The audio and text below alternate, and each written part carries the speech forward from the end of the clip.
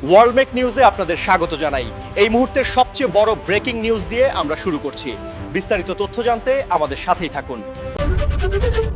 মুর্শিদাবাদের শ্রমিককে ঝাড়খণ্ডে পিটিয়ে খুন, গ্রামে দেহ ফিরতেই উত্তেজনা, বেলডাঙ্গায় জাতীয় সড়ক অবরোধ করে বিক্ষোভ।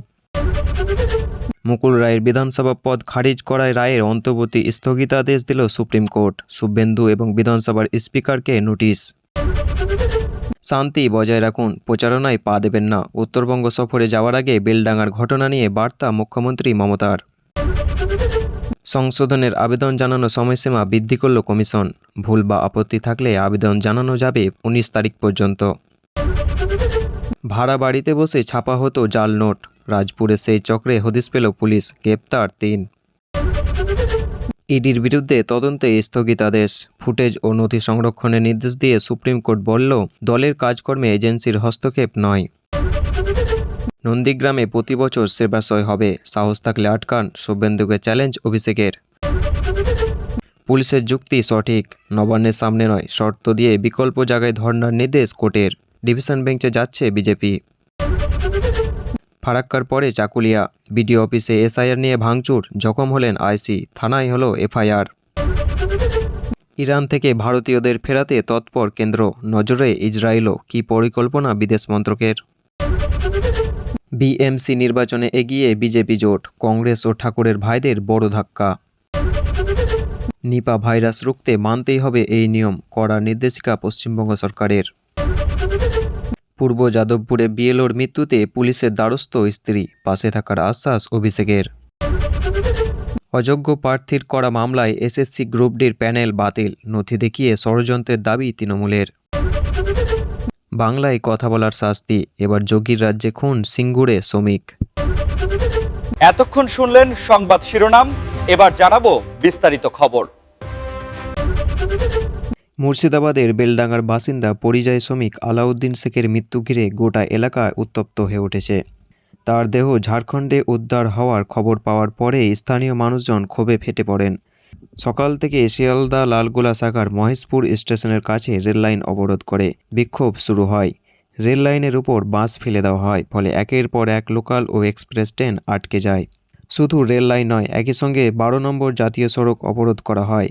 রাস্তার উপর টায়ার জ্বালিয়ে প্রতিবাদ চলে। এর জেরে উত্তরবঙ্গ ও দক্ষিণবঙ্গে যোগাযোগ পুরোপুরি বিচ্ছিন্ন হয়ে পড়ে। বহু যাত্রী ও সাধারণ মানুষ রাস্তায় এবং স্টেশনে আটকে পড়ে চরম ভোগান্তির শিকার হন। এলাকায় ব্যাপক উত্তেজনা ছড়িয়ে পড়ে এবং পরিস্থিতি ক্রমশ ভয়াবহ আকার নেয়। খবর পেয়ে ঘটনাস্থলে বিশাল পুলিশ বাহিনী পৌঁছায়। পুলিশের বিক্ষোভকারীদের বোঝানোর চেষ্টা করলে তাদের সঙ্গে বচসা ও ধস্তাধস্তি শুরু হয়ে যায়। কিছু সময়ের জন্য পরিস্থিতি একেবারেই রণক্ষেত্রের মতো হয়ে ওঠে। মানুষ আতঙ্কে দিন কাটাতে থাকে। এই ঘটনার খবর পেয়ে কংগ্রেস নেতা অধীর রঞ্জন চৌধুরী বেলডাঙ্গায় ছুটে যান। মৃত আলাউদ্দিন শেখের পরিবারের সঙ্গে দেখা করেন। তিনি পরিবারের পাশে থাকার আশ্বাস দেন। অন্যদিকে স্থানীয় নেতারা বলেছেন, দোষীদের চিহ্নিত করে কড়া শাস্তি না দিলে মানুষের ক্ষোভ আরও বাড়বে। এখন গোটা এলাকায় থমথমে পরিস্থিতি, সবাই প্রশাসনের পরবর্তী পদক্ষেপের দিকে তাকিয়ে আছে। ভোটার তালিকার বিশেষ নিবিড় সংশোধন খসড়া প্রকাশ করার পর দেখা গেছে অনেক মানুষের নাম তালিকায় নেই বা কারোর নাম, ঠিকানা, বয়স ইত্যাদিতে ভুল আছে। এই ভুল ঠিক করার জন্য আগে শেষ তারিখ ছিল 15 জানুয়ারি, কিন্তু অনেক জায়গা থেকে অভিযোগ ও সমস্যার কথা আসায় নির্বাচন কমিশন সময়সীমা আরও 4 দিন বাড়িয়ে 19 জানুয়ারি পর্যন্ত করেছে। এই সুযোগ শুধু পশ্চিমবঙ্গে নয়, গোয়া, লাক্ষাদ্বীপ ও রাজস্থানেও এই সব জায়গায় ভোটাররা পাচ্ছেন। অর্থাৎ এই রাজ্যগুলিতে মানুষও 19 জানুয়ারি পর্যন্ত আবেদন করে নিজেদের নাম তোলা, ভুল ঠিক করা বা বাদ পড়া নাম থেকে ফের তালিকায় তোলার সুযোগ পাবেন। এখনও পর্যন্ত কমিশনের কাছে বিভিন্ন রাজনৈতিক দলের তরফে খুব বেশি অভিযোগ আসেনি। মোটামুটি মাত্র 8টি অভিযোগ জমা পড়েছে। সবচেয়ে বেশি অভিযোগ করেছে তৃণমূল কংগ্রেস।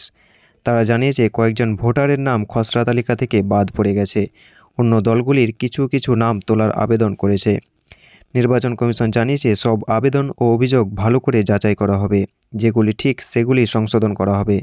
সব কাজ শেষ হওয়ার পর আগামী 14 ফেব্রুয়ারি পর্যন্ত চূড়ান্ত ভোটার তালিকা প্রকাশ করা হবে। সেই তালিকায় ভবিষ্যতের ভোটে ব্যবহার করা হবে। সহজ করে বললে, যাদের নাম ভোটার লিস্টে নেই বা ভুল আছে তারা 19 জানুয়ারির মধ্যে অবশ্যই আবেদন করে ঠিক করে নিন। আইপ্যাক কাণ্ডকে কেন্দ্র করে বিরোধী দলনেতা শুভেন্দু অধিকারী নবান্নের সামনে ধর্নায় বসতে চেয়েছিলেন। এই নিয়ে তিনি কলকাতা হাইকোর্টে আবেদনও করেন। তার অভিযোগ ছিল আইপ্যাকের অফিসে ইডির তল্লাশির সময় মুখ্যমন্ত্রী কিছু গুরুত্বপূর্ণ নথি সেখান থেকে সরিয়ে নিয়ে গেছেন। এর প্রতিবাদে তিনি নবান্নের সামনে ধর্ণা দিতে চেয়েছিলেন, কিন্তু কলকাতা হাইকোর্ট জানিয়ে দেন নবান্ন রাজ্যের খুব গুরুত্বপূর্ণ এবং হাই সিকিউরিটি জোন, সেখানে ধর্ণা হলে আইনশৃঙ্খলা এবং যান চলাচলের বড় সমস্যা হতে পারে, তাই নবান্নের সামনে ধর্ণায় বসার অনুমতি দেওয়া যাবে না। তবে আদালত ধর্ণা করার অনুমতি পুরোপুরি বাতিল করেনি। বিচারপতি বলেন, নবান্নের সামনে নয়, তার কাছেই মন্দিরতলা বাসস্ট্যান্ডে ধর্ণা করা যাবে। সেই অনুযায়ী শুক্রবার সকাল 10টা থেকে বিকেল 4টা পর্যন্ত ধর্ণা চলবে। এই ধর্ণার জন্য আদালত কিছু শর্ত বেঁধে দিয়েছেন। বলা হয়েছে, খুব বড় মঞ্চ করা যাবে না, মাইক ব্যবহার করা যাবে না, 50 জনের বেশি বিধায়ক বা নেতা একসঙ্গে জড়ো হতে পারবে না, ধর্ণা মঞ্চ থেকে কোনো উস্কানিমূলক কথা বলা যাবে না এবং সাধারণ মানুষের কোনো অসুবিধা করা যাবে না। এই শর্তগুলি বিজেপির পছন্দ হয়নি, তাই তারা এই রায়ের বিরুদ্ধে আবার ডিভিশন বেঞ্চে যাওয়ার সিদ্ধান্ত নিয়েছেন। কলকাতা হাইকোর্ট 2016 সালের এসএসসি গ্রুপ ডি নিয়োগের পুরো প্যানেল বাতিল করে দিয়েছে। এর ফলে রাজ্যের হাজার হাজার মানুষ চাকরি হারিয়ে খুব অনিশ্চয়তার মধ্যে পড়েছেন।